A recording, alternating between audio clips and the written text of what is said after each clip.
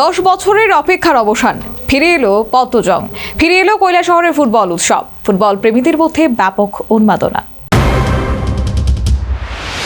শনিবার সন্ধ্যায় জমকালো সূচনার মধ্য দিয়ে আনুষ্ঠানিকভাবে শুরু হলো ঐতিহ্যমণ্ডিত জেনারেল পদ্মজং মেমোরিয়াল আমন্ত্রণমূলক ফুটবল টুর্নামেন্ট কৈলাসহরের রামকৃষ্ণ মহাবিদ্যালয় স্টেডিয়ামে। দীর্ঘ এক দশক বন্ধ থাকার পর এই টুর্নামেন্টের পুনর্জাগরণের উচ্ছ্বাসে ভাসল গোটা শহর।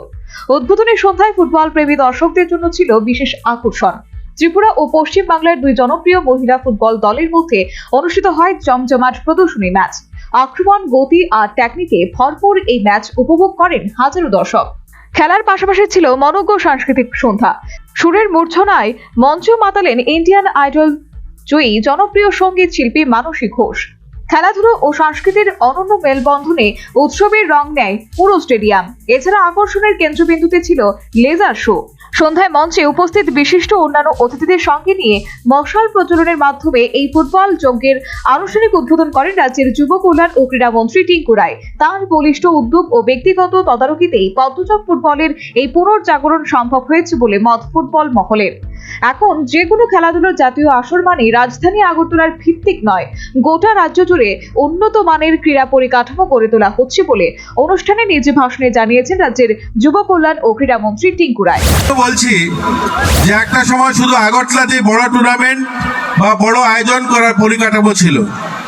আজকে কিন্তু আমরা গোটা রাজ্যে আমরা আমাদের এই কৈলাসহরে আন্ডার 14 সুব্রত কাপ ফুটবল কয়েকদিন আগেই আমরা বেলকুমবাড়ি যেটা ইন্টারন্যাশনাল ফুটবল গ্রাউন্ড বানিয়েছি সেখানে আমরা সেটা অনুষ্ঠিত করলাম।